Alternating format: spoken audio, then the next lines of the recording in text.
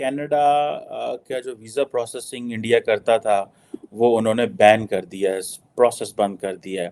Biden ने UN में India की तारीफें शुरू कर दी। अब तक की आप जितनी भी इंडिया की स्टेटमेंट्स देखें या कुछ अरसे से, तो आपको टॉप लीडरशिप में से कोई बोलता नजर नहीं आएगा, लेकिन एक्शंस बहुत ज्यादा होते हुए नजर आएंगे। एक बात। दूसरी बात है, आपको बताऊं कि इस सारे प्रोसेस के अंदर जो स्टूडेंट्स हैं, एजुकेशन और ट्रेड के ऊपर भी बात करेंगे कि वो कैसे इम्पैक्ट हो रही है। इसके साथ साथ अमेरिकी सदर जो बाइडेन जो हैं, वो जिसे वो कहते हैं ना कि जिधर उनके एलाइज आपस में लड़ रहे हैं, उनके पास क्या चॉइस रह जाती है। ठीक है, मुझे ऐसे लग रहा है कि America is no more interested in in वो जो होती थी ना प्रीचिंग डेमोक्रेसी एवरीवेयर। ठीक है, वो कहते तो हैं हम डिफेंड करते हैं डेमोक्रेसी को, लेकिन यूएन में वो सारा टाइम सऊदी अरब और इंडिया की तारीफ करते रहे कि जी हमने ये जो नया इकोनॉमिक कॉरिडोर बनाया, इट्स अ बिग डील, ये बहुत बड़ी चीज़ है।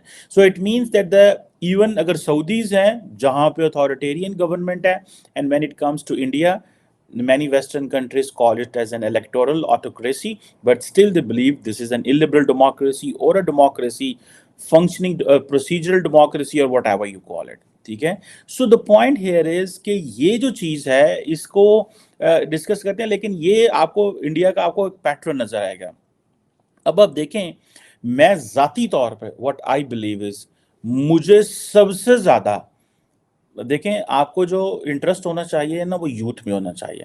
मुझे सबसे ज़्यादा टेंशन, दुख, तकलीफ इस चीज़ की होगी इफ़ द कैनेडियन यूथ और Indian youth they are unable to visit each other, और इसमें ज़्यादा इंडियन यूथ का नुकसान होगा if they don't get visas. मैंने बहुत सारे इंडियन पार्लियामेंटेरियंस की देखी हैं discussions, videos social media Twitter पर चलती रहती हैं, जहाँ पे वो कह रहे हैं कि हमें कनाडा से फ़ोन आ रहे हैं कि अब हमारा क्या बनेगा, हम आ सकेंगे कि नहीं आ सकेंगे। अब जारी बात है, ये एक बड़ी चीज़ है क्योंकि इंडियन स्टूडेंट्स बहुत ज़्यादा कनाडा जाते हैं पढ़ने पे, तो वो तो एक मसला बनेगा। लेकिन यहाँ पे जो प्राइम मिनिस्टर मोदी और उनकी जो कोर कैबिनेट है, जिसमें इस वक्त क्या नाम है, राजनाथ सिंह साहब तो नहीं इतना होंगे maybe, but as a core cabinet वो जरूर होंगे, but the major decisions are being taken by doctor Jaishankar and NS Doval. दोनों मेजर डिसीजन ले रहे हैं और वो इस बात को कर रहे हैं। ठीक है जी। अब देखें कि जिसे वो कहते हैं ना, ये क्वेश्चन थोड़े से बड़े ट्रिकी हैं, ये कोई इतना आसान काम नहीं है। ठीक है जी।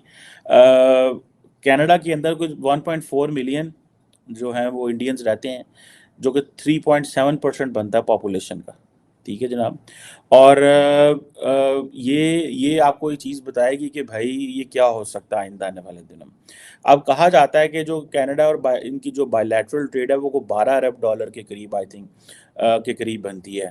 और ये पिछले साल से कुछ 57% ये ट्रेड बढ़ी थी, व्हाट द कैनेडियन गवर्नमेंट कहती है।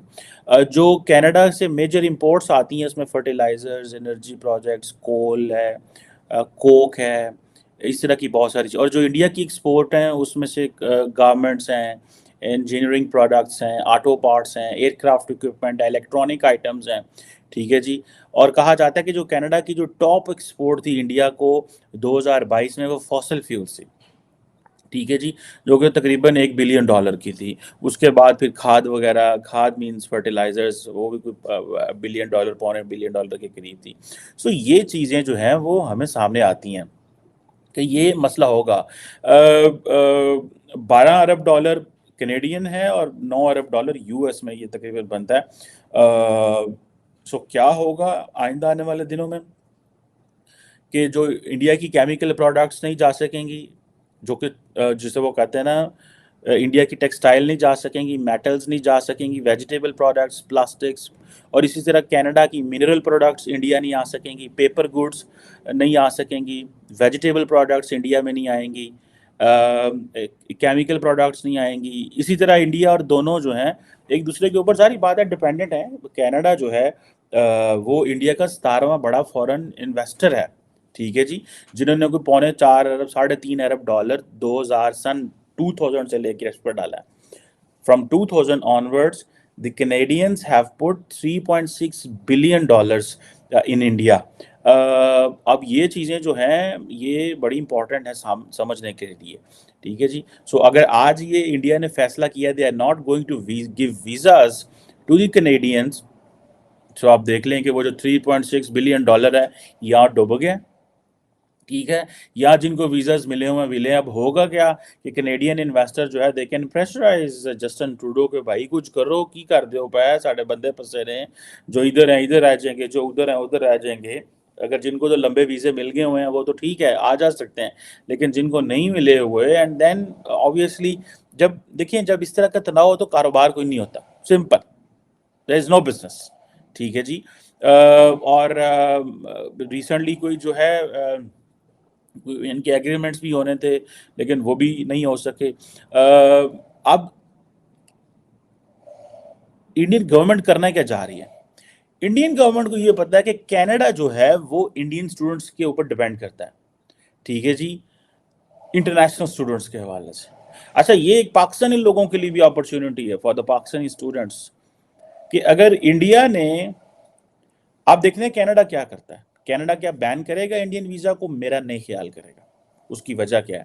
بیکاز دا ویری پاپولیشن اور the very youth which is basically travelling, اس کے اوپر اگر پابندی لگ گئی تو وہ جو انڈیا، وہ جو 14 لاکھ ٹوٹل پاپولیشن ہے، 8 لاکھ سکھ پاپولیشن ہے کینیڈا کے اندر، وہ کہیں گے یار ہے تساں کی کیتا تھوڑے تعلقات خراب نے پر ساڈے تو جیاں نو آن دیو، ساڈے بندے تسی فسادتے نہیں ہوتے، ٹھیک ہے. سو انڈیا کو پتا ہے کہ بھائی یہ تو ہمارے ڈالروں پہ ان کو فائدہ ہو رہا ہے، انٹرنیشنل اسٹوڈنٹس جا رہے ہیں، انڈینز جا رہے ہیں تڑا تڑ پیسے پائیں گے، $20,000 $25,000 $10,000 $25,000 دیں گے، پڑھیں گے جا کے وہ، ٹھیک ہے جی. اب ہوا یہ ہے کہ کہا جاتا ہے کہ پچھلے سال، ٹھیک ہے جی، 47% اضافہ ہوا ہے، ٹھیک ہے جی، جسے وہ کہتے ہیں نا کہ اسٹوڈنٹس کے اندر ادھر، ٹھیک ہے جی. اب یہ جو اس میں سے زیادہ تر جو ہیں وہ انڈینز ہیں،